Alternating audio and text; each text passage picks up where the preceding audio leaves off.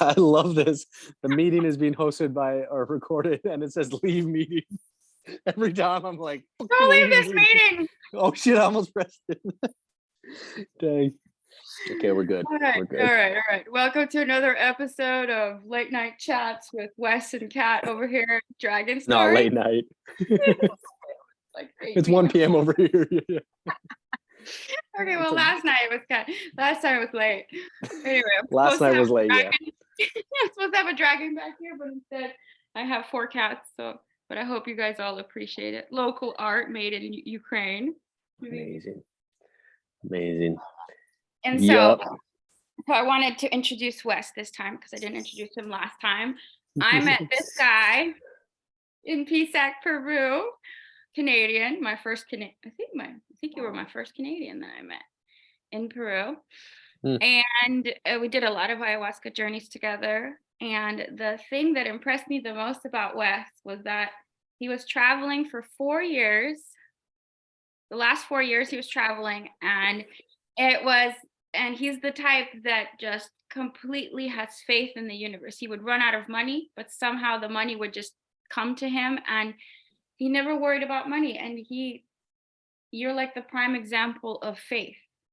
And so what I wanted to talk about today was, it's kind of been on my mind for the last 2 days, was the only way to truly evolve as a human being is to be able to break out of the matrix.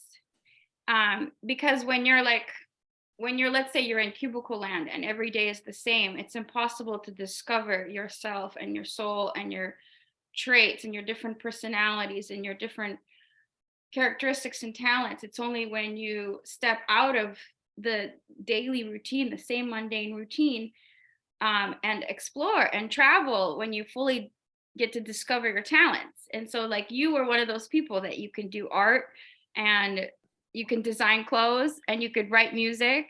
And so this was like, I wanted to do an episode just on that, is how important it is to truly discover yourself. And the only way to do that is to go outside of the norm. Yeah. You. My turn. Take it away. Well, yes, thank you. Great introduction. Thank you, Kat.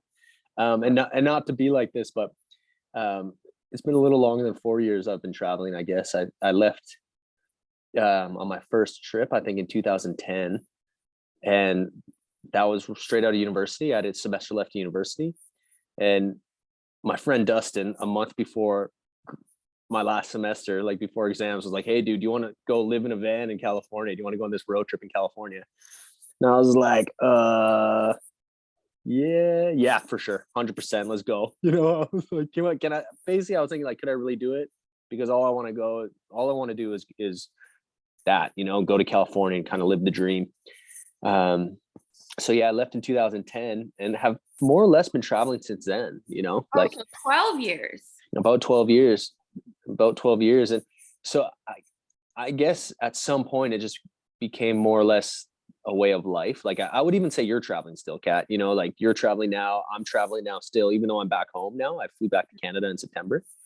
It's like the travel isn't over, you know. It's kind of like you leave home or you leave your comfort zone, like you're saying, into the unknown, and that's when it all begins, and you never really go back, you know. It's not like you can go back to well, maybe you can, maybe some people do, like go back after traveling for whatever, a year or two, and then just find their way back home, and they're like, okay, now I got travel out of my system and now I'm going to go back to the way it was, you know. It's sure, there's kind of one of those things.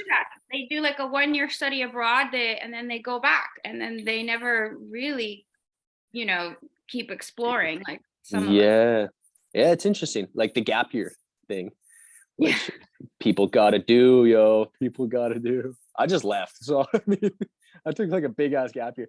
I always told myself that I was just retiring early, like, you know, I didn't graduate university yet, and I started I think I traveled for 2 years before I did my last semester of uni, and then went home, finished it in economics, and I had no idea. I was a pretty good student. Yeah.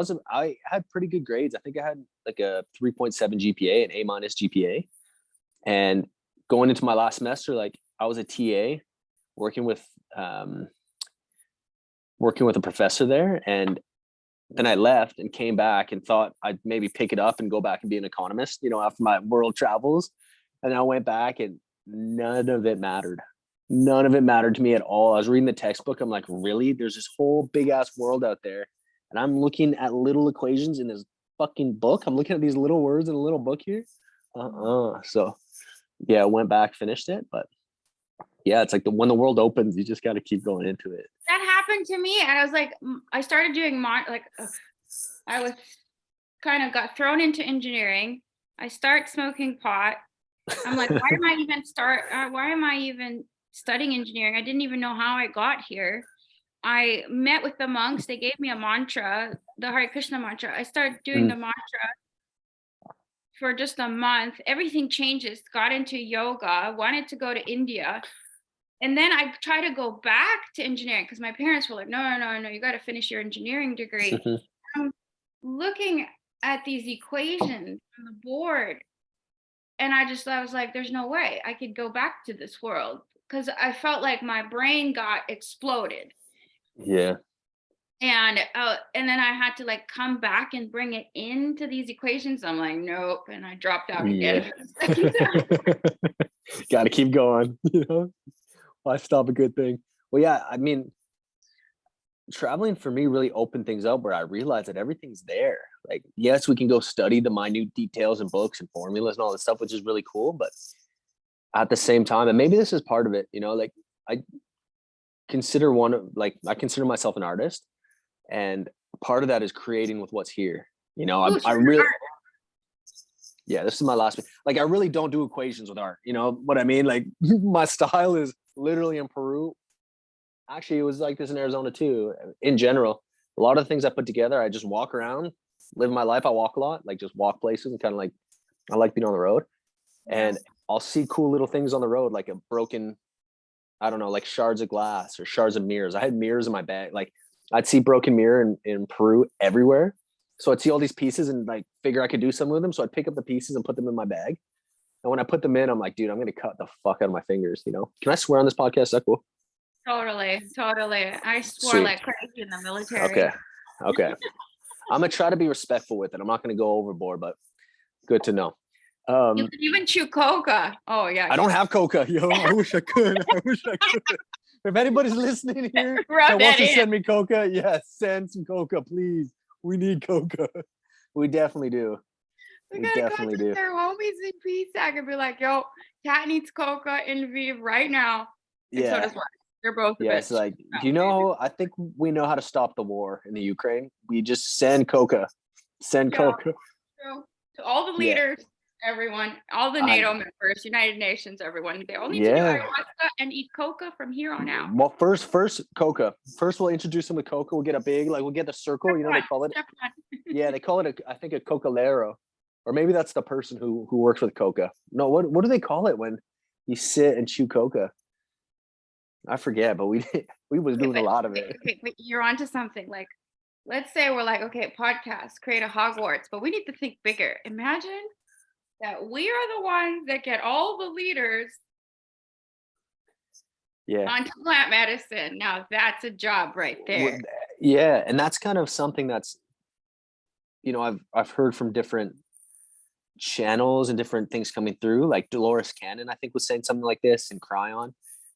These different spiritual channels who channel higher consciousness, and what they're saying is, like, the earth is expanding in consciousness. So the earth itself, but also the humans and the people on earth are expanding their consciousness. And the leaders right now aren't necessarily doing the things that are in line with natural law and with, the expansion of consciousness. They still want to have a different agenda, but we're coming into a time, and there will be a time in the near future, that the world leaders of the world will be ones leading the earth, like leading the expansion of consciousness. So there'll be people with lots of integrity, and people who like really care about the earth and preserving the planet, versus preserving the ego and having, like preserving life. No, okay, but that's a good point, because you and I, we had the capability and to go outside of the matrix and explore and do plant medicine and do some of the healing work, because we stepped out of the box, right? Yeah.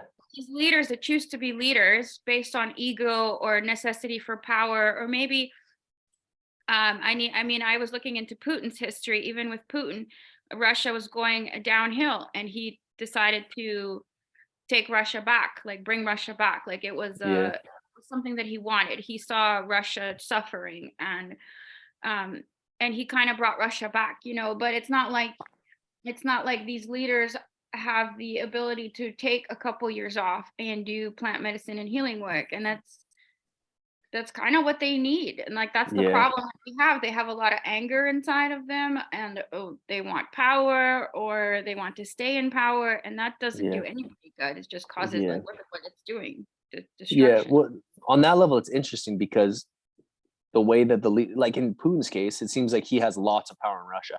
I think he's got a lot more power over the Russian people, like over the policy of Russia, than Joe Biden does, let's say, or than Justin Trudeau. Like there's a little bit of a different system at the same time. Right. Like these are people that are our leaders, that people look to, an individual.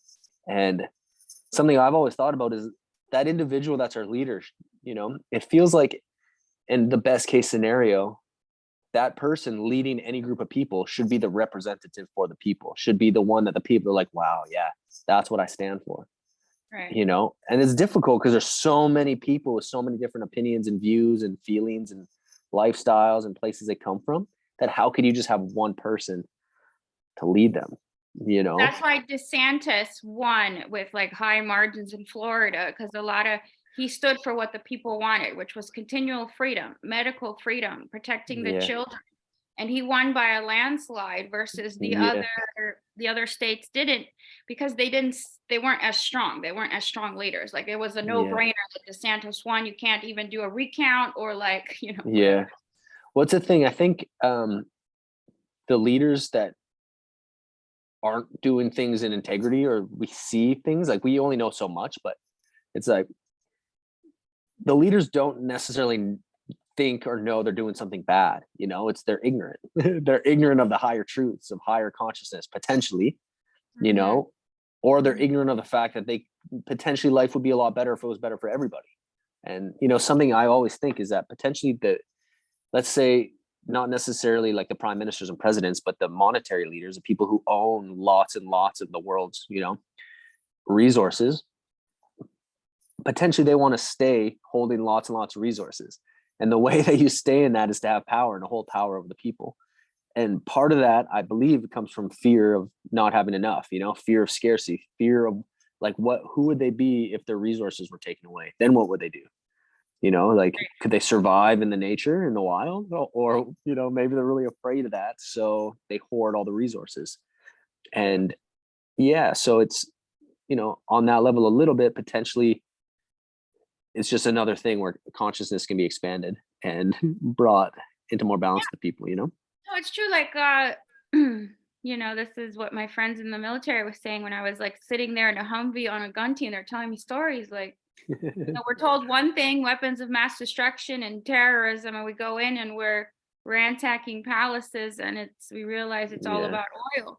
And then I come here and I talk to people from like Kherson, Kharkiv that left the war area, and they're telling me that there's oil in Mariupol, and it's like, well, okay, well, is this why America is involved? Is this why Russia uh, is there in that region? And I'm also hearing of rare minerals, and so it yeah, goes back to that, like, how does America remain a superpower? By holding on to the resources, and they're yeah, afraid of losing, of be like it's, but uh, everything that rises must fall, and the British Empire fell, the Austro-Hungarian Empire fell, and a lot of people were saying, like, even in the Bible, when they were saying the fall of Babylon, they were saying that's America. yeah, And so, and I think there's a lot of that's a big reason for this war. And I think even America's involvement. And so, like, I just heard they're giving another 40 million. They're just shoveling money to Ukraine, and the Ukrainians think it's a great thing. But I'm just like, now Ukraine is going to be covered with military American weapon systems. Like, this isn't Ukraine. Ukraine was considered the breadbasket of Eastern Europe, where it was supposed to be filled with grain, not weapons. And it's like, why are they helping so much? Why are they so interested yeah. in helping Well, Ukraine? because like I think everything is a kind of an image of everything, like a metaphor for everything. So grain, yeah, before the Ukraine was covered in grain, which you're looking at like this beautiful thing that's really good for continuing life. But potentially the Americans or whoever is seeing that if the grain gets in the hands of their enemy, whatever that means, a perceived enemy, then that grain is a weapon to them.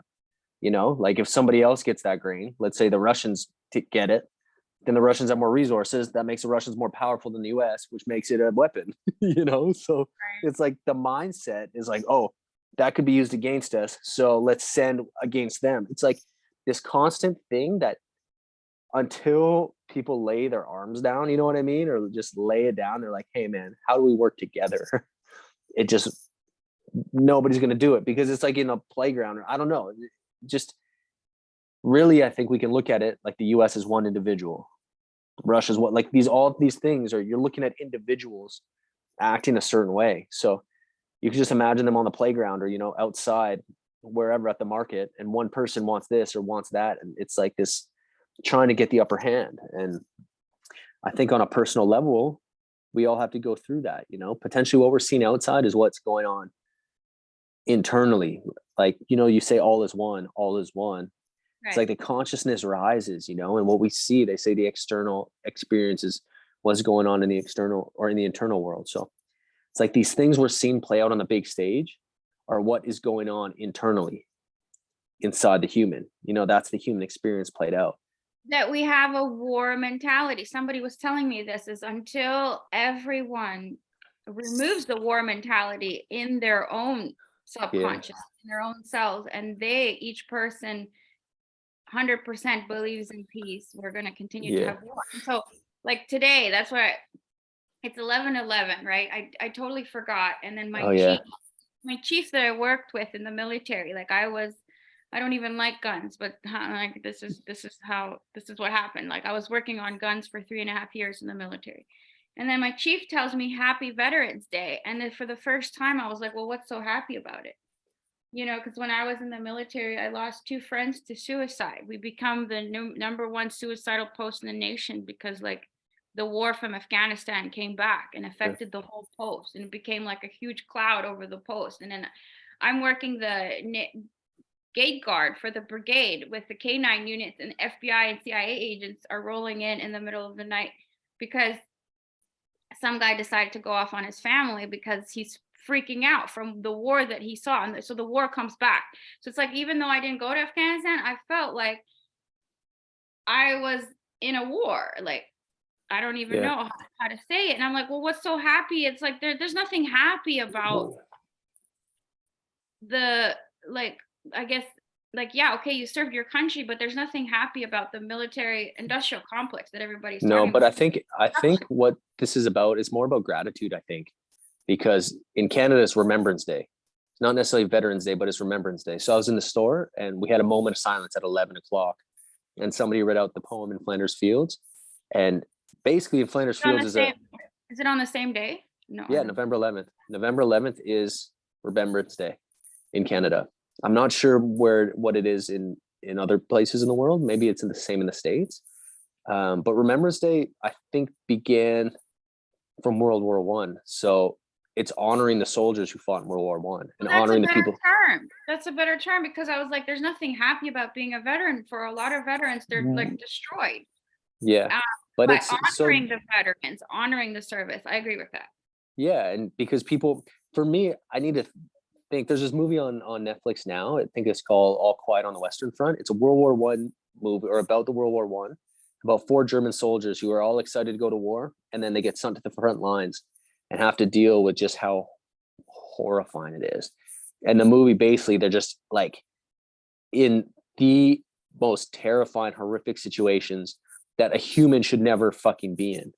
But there was many humans just like us, you know, but we get to sit here and talk about it and be like, oh, cool. Oh God, what the fuck, you know, but there were people, like there was actual people and consciousness out there in these horrifying, really scary, painful, you know, like disgusting situations, millions of them.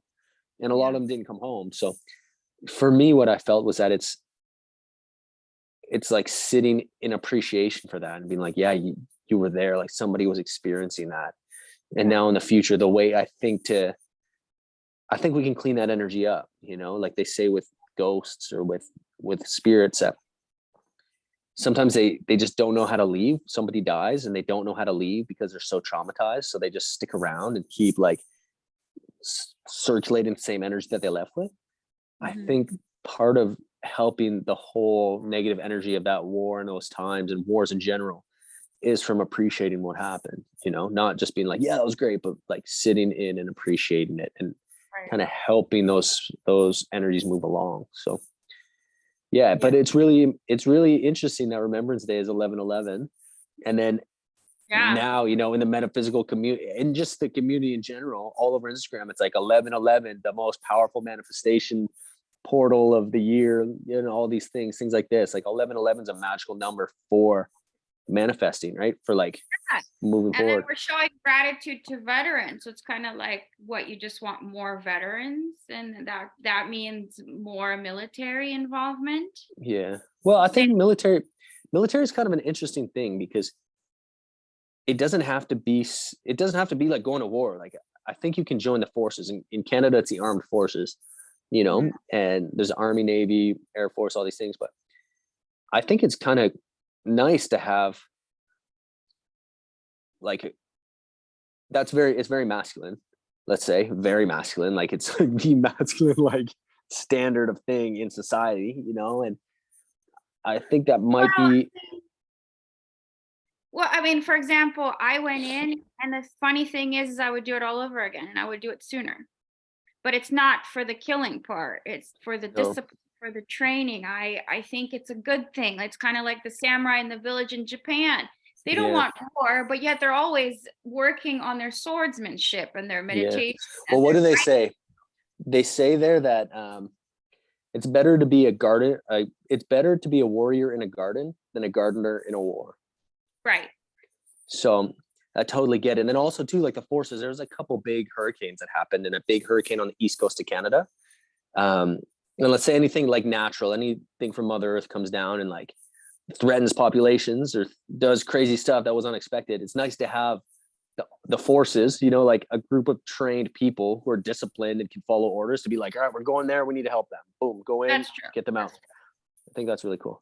But I don't like, for example, Switzerland. I love that about Switzerland and Israel. Everybody has to serve a year, and then they're it's ready. A couple years in Israel, right? Okay, Israel's a couple years. I think Switzerland is one, and then no one's ever going to attack Switzerland because they do a lot of the banking and so they're cool.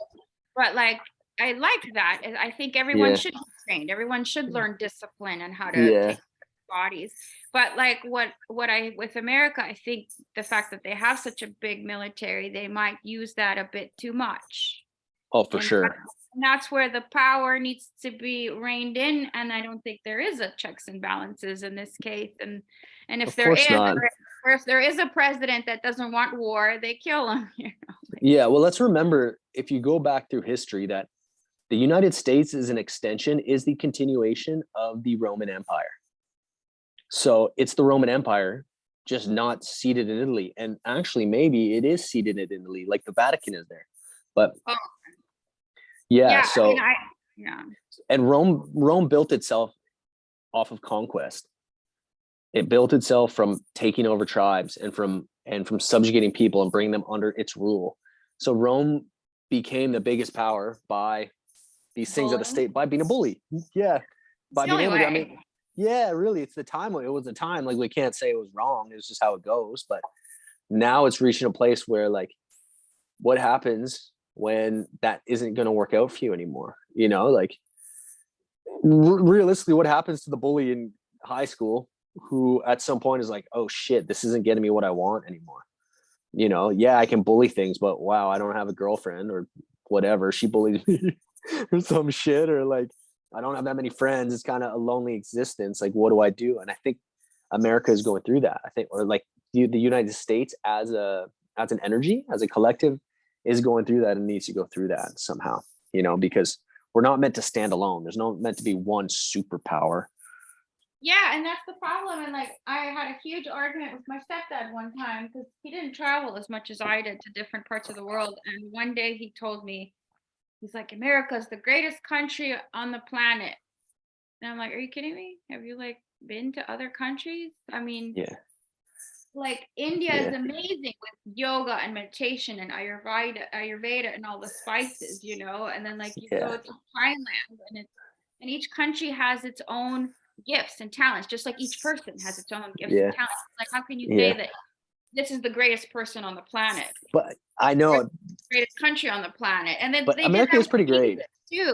And it's like They had what? they did that with Jesus too. Like Jesus is the only way. And it took me like 15 years to come out of that one. Yeah.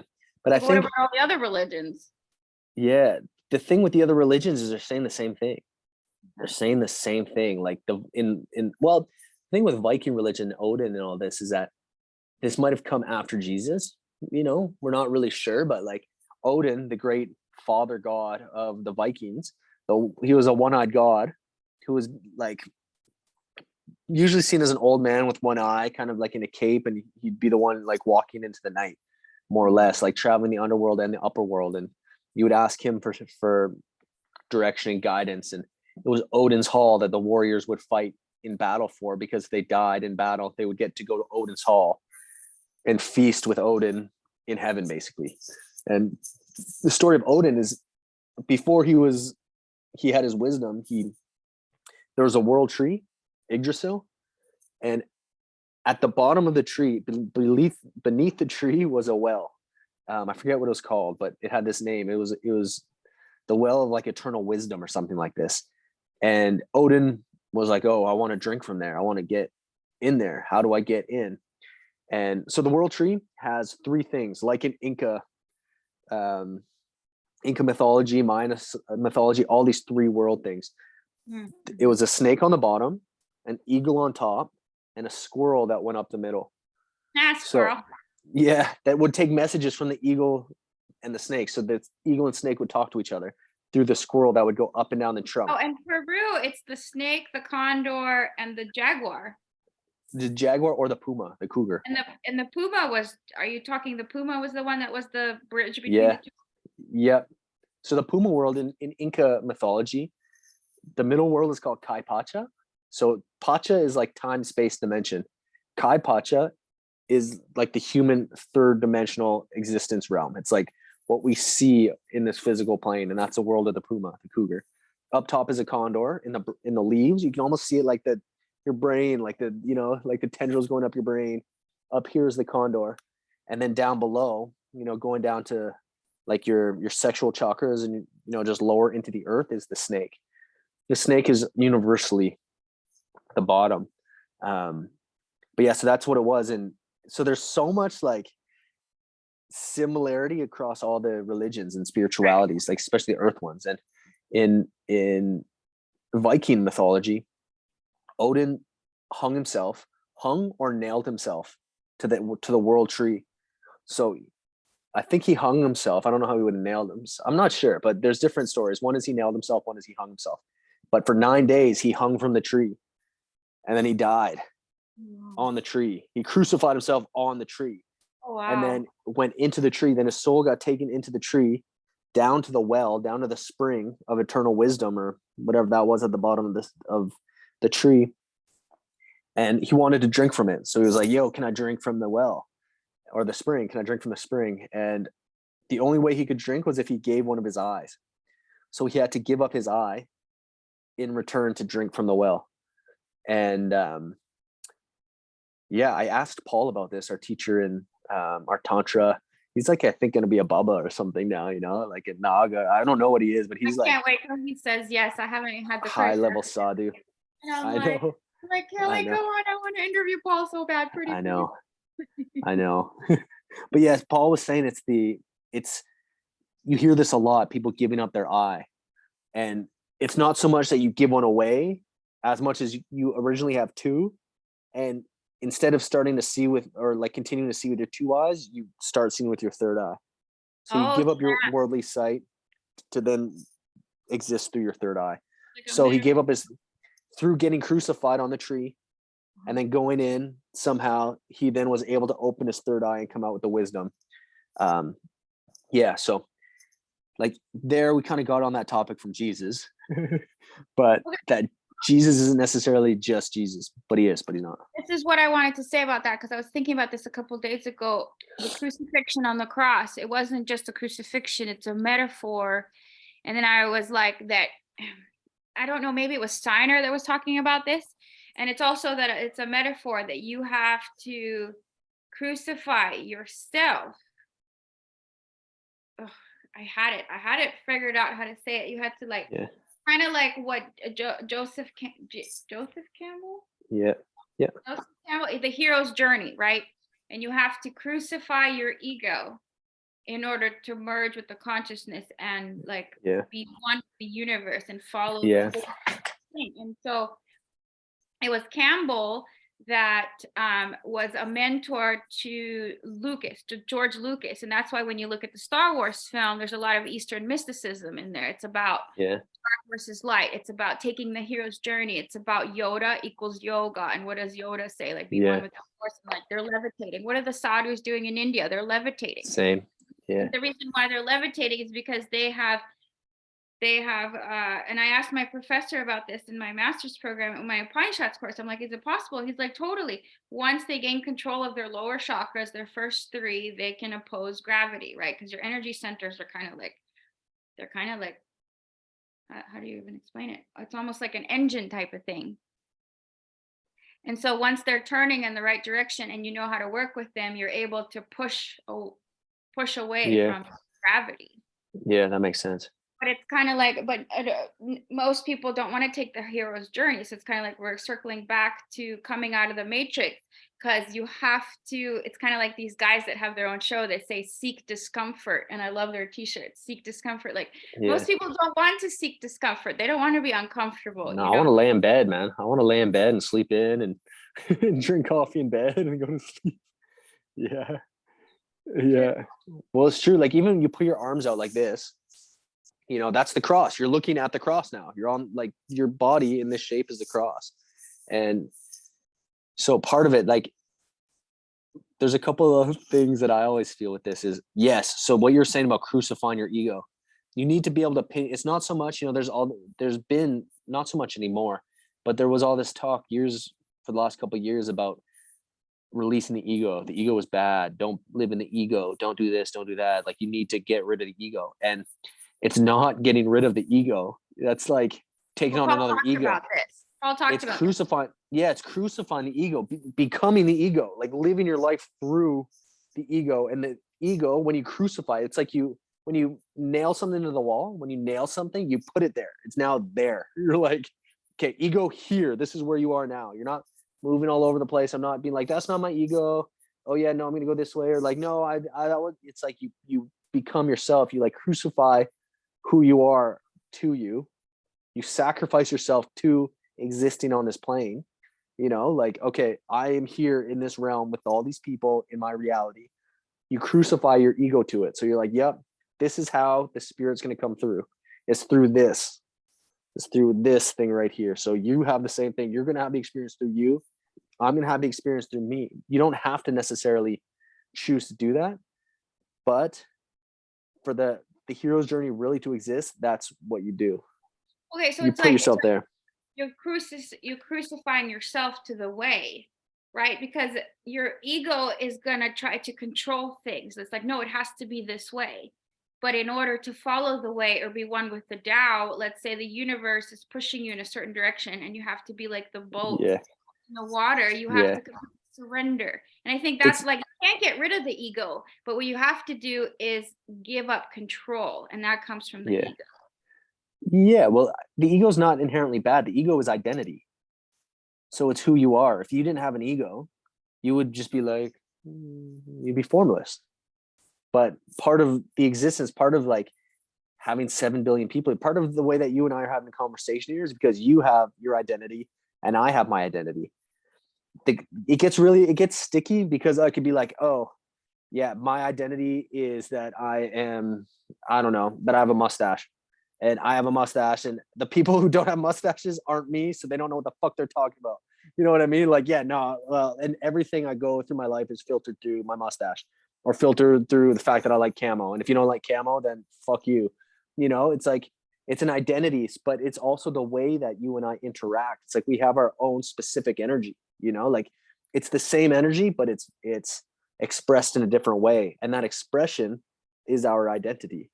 And everybody expressing their identity without it being like, this is mine, this is just for me, because it's my identity, it's my ego identity. When you can fully share it and not be in that space, when you fully share it, then all the light comes and the whole thing becomes enlightened, so that's what I Right. think it needs to happen with the ego, is you need to be like, yeah, this is who I am, But and you who don't I want am to is be everything. so in it. Like, for example, with my stepdad, who like, you're so in love with America and being an American that you're not even open to exploring Yeah, other areas or traveling. Or like, even when I was leaving California from here, one of our family friends was like, why are you leaving America? Aren't you American? We have problems here. Why are you going to Ukraine? And I'm just like, well, I was born in Ukraine. And so I feel pain in my heart for the Ukrainian people. And so I guess yeah, I'm identifying with the Ukrainian people. yeah, that's okay. I mean, the thing is, not everyone's at the same level of development. Not everybody is ready to release themselves to their ego and to release themselves to the path of, basically of,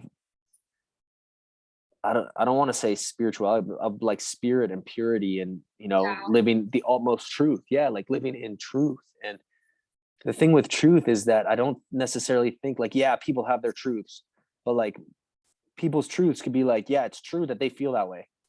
It doesn't mean that it's true that that what their opinion is because of that is correct, or their opinion, but it's true that they have that opinion. It's true that they feel that way. It's true, like, but I think the pursuit of truth as a thing isn't,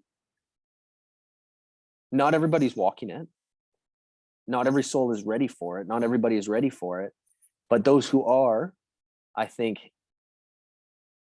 there's a lot of us now, that are on this path. And I don't necessarily think it's easy, at all. I don't think it's easy to wade through all this stuff. It's not easy to know what is something you should go after, what isn't something you should go after, who am I, who are you, any of these things. But um, yeah, it's like, it's kind of up to every individual to decide that on their own if they're going after that. But it's like, I don't think it's right to kind of be like, yeah, you shouldn't be like this, you shouldn't be like that. Like, for me, I know I can get kind of critical sometimes with people around me, where I'm like, dude, why you got to be like that? Why you got to be like this? And it's a big kind of growing spot for me now, where it's like, okay, I really have to accept people for where they're at too, and not just be on my own trip. I don't know. It's kind of a big thing. Well, I mean, you don't want everybody to be wandering out around and traveling, because then who's operating the trains? Who's operating the stores? Who's operating the Yeah. storage, or like creating things like Zoom? So I think, Yeah. kind of like what we were talking about in the last episode with the four different classes, and you have the laborers and the businessmen and the kshatriyas and the brahmins. Like, you want the different classes of people. Otherwise, this world would be a hot mess if we just have a bunch of wanderers taking plant medicine and like Yeah. learning Well, I don't about, know. I moving energy. know. Kind of, I think you kind of need people to be building houses or being Well, doctors. yeah, but I think that it all goes into itself eventually. Like, I'm working on a house right now, so I was just working on a woodlot, chopping down, like clearing a lot of some kind of trees that are in the way, or kind of cleaning up a lot so it would turn into a nicer forest eventually. And some of the trees we were taking down, we could turn those into boards. So they're laying now. We could turn them into boards to start building stuff with. And I put in a roof on. And I have to say, I enjoy building and working on things like this so much more, because now there's a purpose to the life. Now from working with plant medicine, I'm like, whoa, this is connected here and this is there, and we can do this and that. It's like, I think moving in it towards a society, we can all like, I think it should be for everybody. I think plant medicines can be for everybody. Well, that's true. That's true. Because you can like, do plant medicine, expand your consciousness and heal some stuff, and then go back and still be like a mother or a Yeah, lawyer. it's all inclusive. I Like, think it's all inclusive. It's integrate it all. part of it. Yeah. Yeah, it's Yeah, I part of agree. it. And it's all together. I think life kind of gets better that way.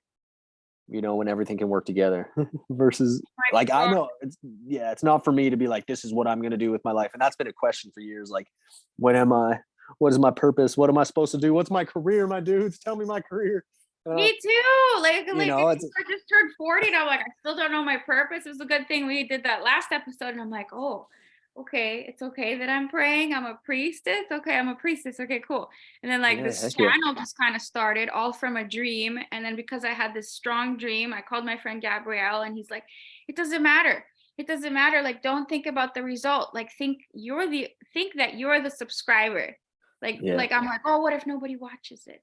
What if I'm not Yeah. good enough or whatever? He's like, no, you're the first subscriber. And by watching Yeah. you learn your gaps. And I was like, you're right. And after that, like I just didn't care anymore. I was just like, Yeah. Gabrielle's right. I'm doing this for me. And it's like, but that's the big thing. I think that's what holds a lot of people back is like they're too scared of trying or they think they're not good enough or what if I Yeah. fail? Well, that's, I think, so knowing your purpose, I feel like knowing your like the purpose is to be you, is to be able to fully be who you are. And for me, what I'm learning is that happens in every single moment. It's every single moment is an opportunity to get deeper into it. And it's not like, okay, who I am somebody who's going to have a 20-year plan and do the thing for 20 years. And at the end of it, then I'm like going to have lived out my purpose. That's not how it operates for me. Maybe it operates like that for people, but not for me.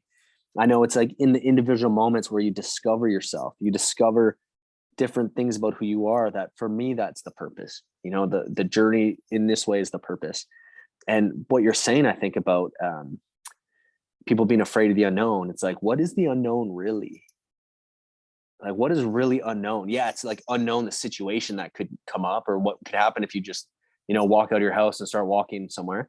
Like, you don't know what's going to happen. But I think the biggest unknown that people are afraid of is not knowing themselves in the next situation.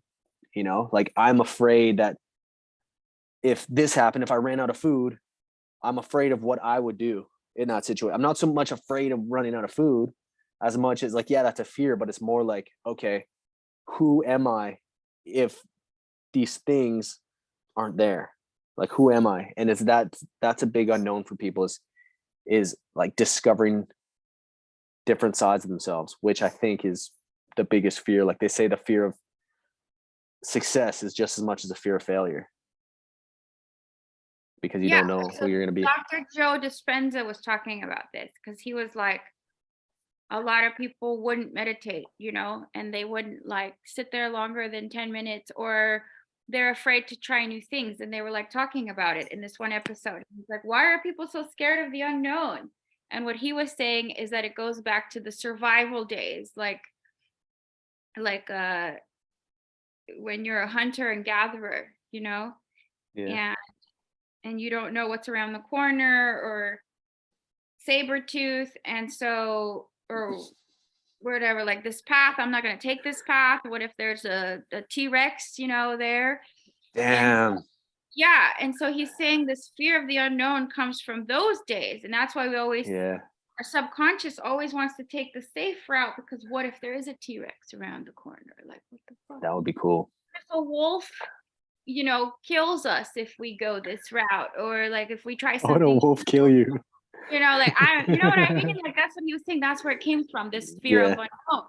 But like we have come out of those days. Like there is no Yeah. T-Rex anymore. There is no saber tooth and things like that. Like we don't Yeah. have threats like that. And he's saying, but that's where it comes from. And so, Yeah. yeah. And it's so interesting though, even now, like, you know, there's these guys like the wolf whisperer, the lion whisperer. There was this grizzly man. I mean, grizzly man kind of met a unfortunate end, and maybe some people do, but like there's all these different like peoples. I think there's a couple channels where there's one guy who just goes hangs out with lions. Like he understands how to not be threatening to them and not to be seen as food. Somehow he's like figured out how to be in the right energy to be around the lions, and they love them. They're all over him, and they don't eat them. Another guy's chilling with wolves. Another guy's chilling with motherfucking wolverines. Wolverines are fucking crazy animals, and there's this dude who just runs around with the wolverines. You know, so Wow. it's like, yeah, there's all these fears that we have of these crazy animals, but something that I've learned from being in the wild is that when you're skittish, like if you see an animal, like I've seen bears and wolves, and I've just been like, okay, got to hold it together, got to hold it and just be here and not kind of like make any weird sudden movements or not be afraid. Like I was internally feeling like I could be afraid, but I couldn't let it get to me. And in that space, it was like, then I could kind of be there, like seeing the bear see me, like making that conscious connection kind of diffused any sort of like aggression. Mind you, it might be different if there was cubs behind me or if something else was happening, but I think we don't necessarily have to be afraid of these things. And I think like a lot of these people are showing us that, Wait a minute. Do you want to tell your Guatemala pyramid story right now? Sure. Why? Okay, let's take a break. But like that's one of the coolest stories you got. But I gotta take a break. Hold on a second. Okay. Oh, it didn't give me an option to leave. Okay. Okay, so yeah, you want me to tell the story? The Guatemala story. Okay, which one? Pyramids, and you said something about monkeys, howler monkeys. Oh yeah, okay. It was a crazy story. Yeah, okay. So when was this? This was, I think, 2013. I'm not really sure, but more or less this was at a very early stage of the spiritual journey, more, you know what I mean? I think I was living in Guatemala for a couple months at that point with my friend Dustin, his brother Derek. They opened a bar down there. But I heard of this place called Tikal in the north. Tikal is, or was, I think the center of the Mayan universe, more or less. Like now it's a set of ruins, huge pyramids. So there's two really big pyramids in a court, like huge pyramids in the jungle, and then a bunch of little pyramids all the way around it. Like it's a whole site with pyramids everywhere.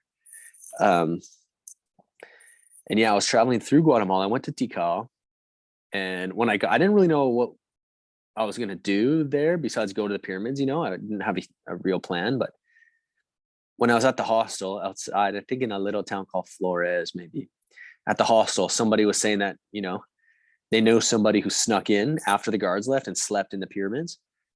And I was like, oh, I think I'm going to do that. I think I should definitely do that. That sounds like something I want to do, Yeah. So yeah, went into Florida or went into Tikal, took a bus. It was a couple hours from town.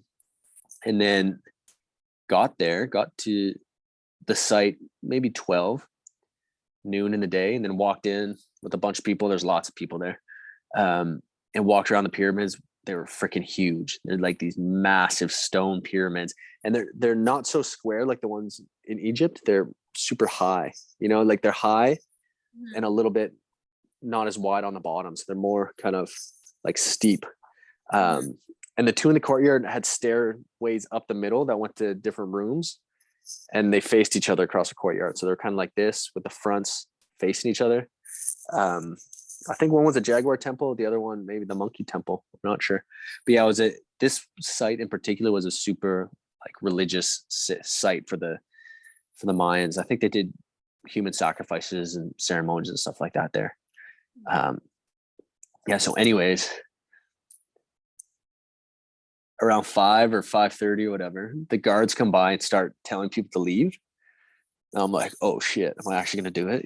Like, yeah, it sounded like a great idea before I actually have to do it and think about staying here all night in the jungle. And I was like, it's kind of nice. It's hot out. I scoped out a bunch of different places I could stay or like sleep that night with my cool blanket. So I decided to stay eventually. The guards were ushering us out, and I was like, yeah, going along with it, with my backpack, just like, yeah, I'm leaving totally. I saw the guard like look the other way, and I jumped behind a bush. I just like jumped over a bush and just laid down, just laid there for, it must have been 15 minutes or 20 minutes till I heard everybody leave. And as I was laying there, I like was uncomfortable on my arm. I was like, shit, something's on my arm. So I like moved something out of the way. And I pull out this bone like this big. I don't know what it was. It was just like maybe a leg of, I don't know, like an animal femur bone or something like that. I just pulled it out and I'm like, oh shit, okay. Put it down, look around, and I'm like laying in this pile of fucking skulls, like little cat skulls. And there was one, maybe it was a tapir, like an armadillo, something like that. It kind of had a long snout, like a long head. There's just bones everywhere. I was in a freaking bone pit, Why am I you not know. surprised? Wes I is always know. finding bones everywhere he goes. Find me, yo. I had no choice. It wasn't like I was like, yo, that's a In sweet. this Actually, case, I they was. found you. Okay. Yeah, I know. I'm like, that is a sweet bush. I should jump behind, and found a pile of bones. So I kind of figured some things were going down. Like, that this place wasn't as rainbows and butterflies as I thought it might be on the, on the day walk. But anyways, I hear everybody leave, and then I roll up. Everybody's gone. I've got the whole place to myself. So I got my backpack. I'm chilling. I'm walking around, looking at all the sights. It's pretty loud because it's the jungle. So the jungle, you're always hearing like birds calling, and there's this frequency hum. There's a consistent noise in the jungle that you hear everywhere. It's just like buzzing and chirping, and it's a definite hum though, like this. So it's pretty loud, but I had it all to myself. So I walked around, scoped out some spots, looked at the places with nobody else there. It was pretty fun. Lit some incense, put it around, and as it was getting a little bit dark, I decided to set up my tent or my campsite. I didn't have a tent, but I had a hammock. So I decided to set it up not on the big temples like this, but in a courtyard. Like these two temples are in a big ass courtyard, and then you could go up this way, and there's another courtyard over here with a couple other buildings. And I decided to stay in that one, which was kind of on the edge. There was not so much on the other side. It was kind of jungle on the other side. So I just went to stay there. Not sure why I liked it so much, but I went and stayed there, put my stuff on the corner. I could see almost all of the site. I could see the two big pyramids. I could see farther pyramids in the distance. And Was it like higher up in elevation or no? no, Same. no, no, no, it was a bit lower actually. It was lower, but I could see them. It was like, or maybe it was higher. You might be right. It was like the big pyramids were on this level, and then you'd go up, and this one was a bit higher, but the building was lower. Mm-hmm. You know what I mean? So I was up there. I think you're right. I think it was a higher, the land was higher there. So I go set up my spot. I pull my stuff out. I'm getting eaten alive now. Like the sun went down a little bit, and the bugs just came out full intensity, like full force. Uh-huh. I was like, shit, I am not prepared for this at all. I didn't have a mosquito net. I just had my hammock and a blanket. So I put my blanket over my head and was like, fuck, what do I do? What do I do now? But I get my campsite ready. I was going to sit and meditate, and, like, I don't know. I really had no plan but to be there and to try to, just see what happened. Mm-hmm. So I'm setting up my campsite, everything's great, chilling, getting eaten by mosquitoes a little bit. I sit down, and the jungle is so loud still. You know what I mean? It's still like, like it's so much happening. Yeah. And then off to my right, I'm facing this way. Off to my right, like 100 meters, it sounds like. It's somewhere off to my right. All of a sudden, I just hear the jungle go quiet. Like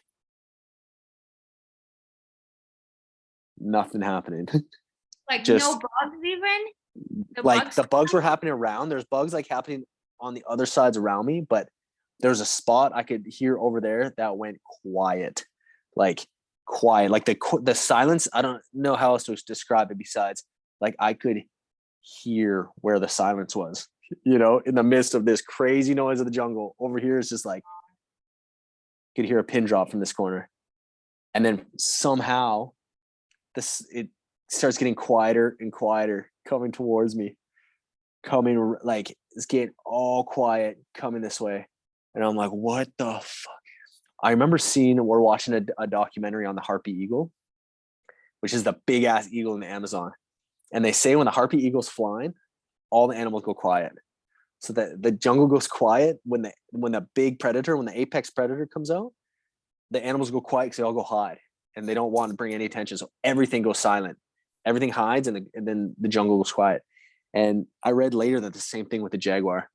So the jaguar does the same thing in those jungles, and there's jaguars everywhere, that you can hear where they are. Like if they're close to you, you can hear the jungle go quiet around you. That's why like people will get the sixth sense that there's a big cat in the jungle, because it just goes quiet. Like the king is coming through. Yeah. Quiet, and he starts bowing down. Yeah, pretty much. King is here, the king of the jungle, right? King of the jungle was there, yeah. And so, and this clicked into my head, like a minute into this silence come my way when I'm like, what is that? You know, the hairs on my neck were sticking up.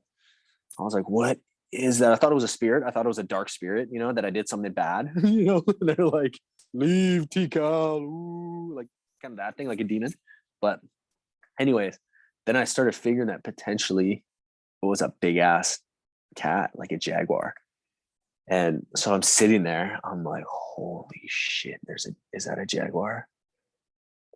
And the side, it literally gets quiet all the way up to right beside the place I'm staying.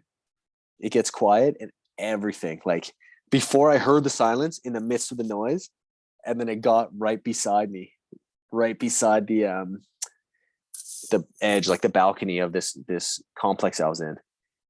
And it came by and stopped like 20 feet away, but it was thick jungle. So I couldn't see anything except for I could see trees and, you know, branches and stuff and birds flying on the top, but I couldn't see into the jungle so well. And it was getting kind of dusky, but I could hear the silent thing come right like 20 feet away from me. And it just like sat there. It just sat there. And I was like, oh shit. And at this point, all the hairs on my body were standing up. It was like I felt electric. My whole body kind of felt like when you rub a balloon. Did you see him? Did you see him? No, but I heard Twig snap. I heard him walking. Feel him. Oh. I felt him, and I felt him leave. I felt him move. I felt him when he like. So he was there for, I don't know, like 30 seconds, maybe 20 seconds. I don't know. It felt like a long time when I was in it, but it just kind of sat there, and I could feel eyes on me. You know, like I could feel something like. You're lucky he didn't eat you. I know. Wait, do jaguars even eat humans? Or maybe I don't think they'd like to. I think they might. They'd probably go after like smaller humans. But I'm pretty jacked, you know. I used to work out in high school, so pretty much like I haven't been to high school in like 20 years. Maybe you respected him, and so he respected you. Maybe he sent. Yeah, I'm sure, and I'm sure that it wasn't just a jaguar. It was the spirit of Tikal. You know, like that was their god, was the jaguar. You know, and it was their god for a reason. There's a jaguar temple there, and yeah, so the energy came and like checked me out. I was like, okay, what's here?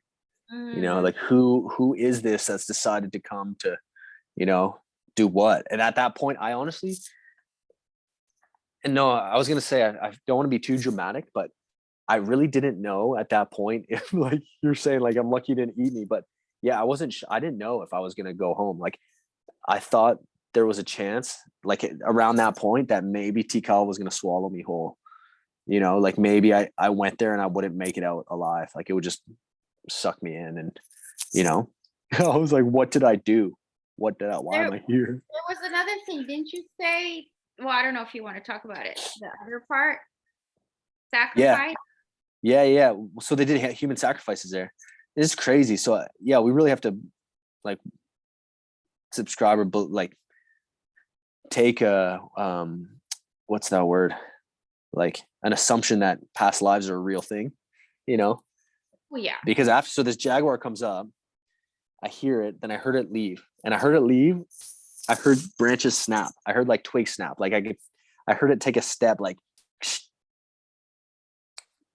branch snapped, and then it walked off, and I could feel it walk away.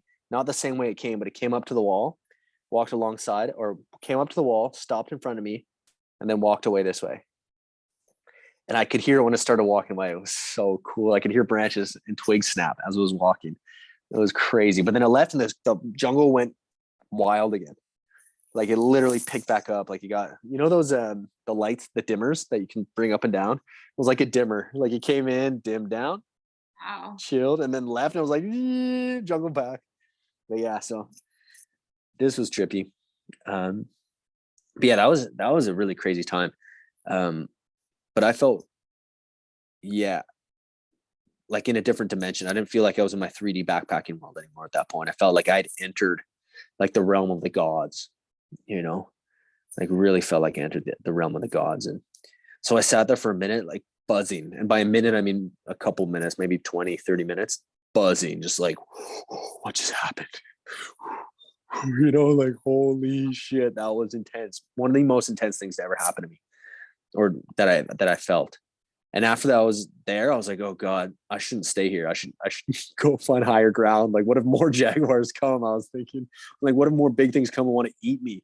So yeah, so I left. So I grabbed my stuff up. I left and I was like, fuck, where do I go? I didn't want to go I didn't want to walk on open ground. It was like the ground was lava to me. I thought anywhere I was in the open, I would get attacked by something. I was freaked out, like what's going on? And I eventually ran, and it was like Kronk in Emperor's New Groove, where, I'd see something, I'd see a spot that I could hide behind. So I'd like look at it, look around, run to the spot, hide behind it, look around, catch my breath, run to the next spot, hide behind it. It was like fucking cartoon. Yeah. And finally I got to the main Jaguar temple, and I'm like, yo, I'm going to sleep up there. I'm going to climb as high as I can and sleep up top there. Like nothing's getting me up there. Yeah, for sure. So I get up there, I start climbing. Everything's awesome because I'm climbing. It's pretty cool. And get to the top. I don't know how high it was, but this was a really nice view that I found out later in the morning how nice it was, because the sun would rise. The sunrise came up and I could see everything. It was really beautiful. At night, I could see the tops of the trees and just darkness everywhere. But yeah, I get to the top. I sit down. I'm like, what happened? I think I ate some food, chilling, like glad I made it. Kind of like, why did I do this, man? Why do you do this yourself? Like, this is fucking crazy. So I try to get some sleep. So I try to doze off or rest or something. I slept for maybe an hour or two, kind of in and out of sleep. And I get woken up by the craziest gurgling, like rumbling, demonic. Like, it sounded like there was a hole opening up in the ground to the left side of the pyramid. Like the earth was caving in, like a hole was coming down. Like I could just see it happening. Like hell was coming for me. You know what I mean? It was like,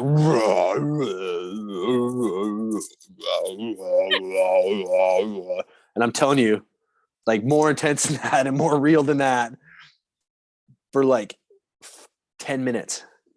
Just as like crazy ass noise, and then it would start somewhere else, and it felt like they're all the way around the pyramid. I was like, what the fuck is this? This is so crazy. What is it? And I thought, again, heaven or hell was coming for me. I was gonna get sucked in the underworld, like I shouldn't be there. I later found out it was howler monkeys. That's what the howler monkeys, that's how they sound, is this thing. They do this crazy gurgling, and it's really like intensely fucking intense. That the howler monkeys were doing their thing. But yeah, so they're doing that. And in that moment, I'm hearing the hell open up, because I still think it's hell. I don't know. It's the howler monkeys. The whole thing's happening. I'm chilling at the top of the stairs of the pyramid at the very top. I'm sitting there. I'm like, oh God, what's happening? What is going on? I sit down, kind of like cross-legged, hands on my legs, like meditation pose. Boom, like this. Breathe, eyes closed. And this vision pops up that I was brought in one of my past lives, that I was brought to the top of this pyramid by the Mayan priests and sacrificed at the top of the hill, or at the top of the pyramid where I was sitting. I got sacrificed right there. I think I don't know what they do, if they cut your heart out or they slit your throat and they throw you down the stairs. So something like that. There was a vision of me being at the top, looking up and seeing the knife that they were going to sacrifice me with.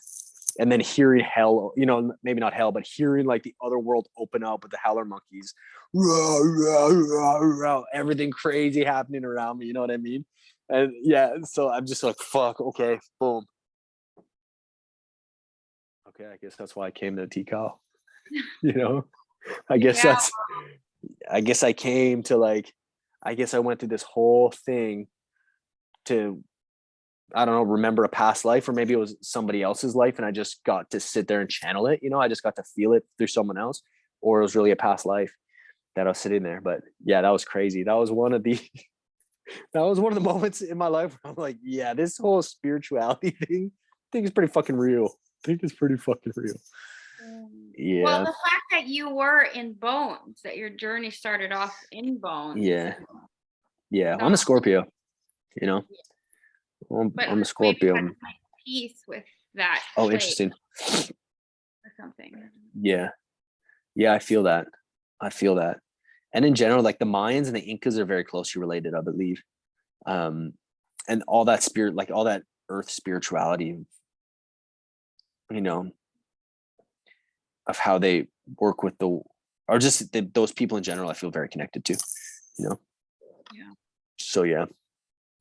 Yeah, glad to be there. Glad to have been there. Glad to meet the Jaguar. Not face to face, but yeah, it was pretty full on. Nice. Yeah. All right. Well, what do you think? Should we call it? Let's call it. Yeah. All right. We didn't get Another. into anything. Nothing that you wanted to talk about. We were like, yeah, let's talk No, we about, I did. guess it kind of is. Like coming out of the Matrix. Yup. Veterans Day. Yup. And having more faith. We did. Oh yeah, true. Meet Jaguars. True. Word. Word. All right. Sweet, yo. Signing out. Dragon Rider and Dragon Stories. Good night. Out of here.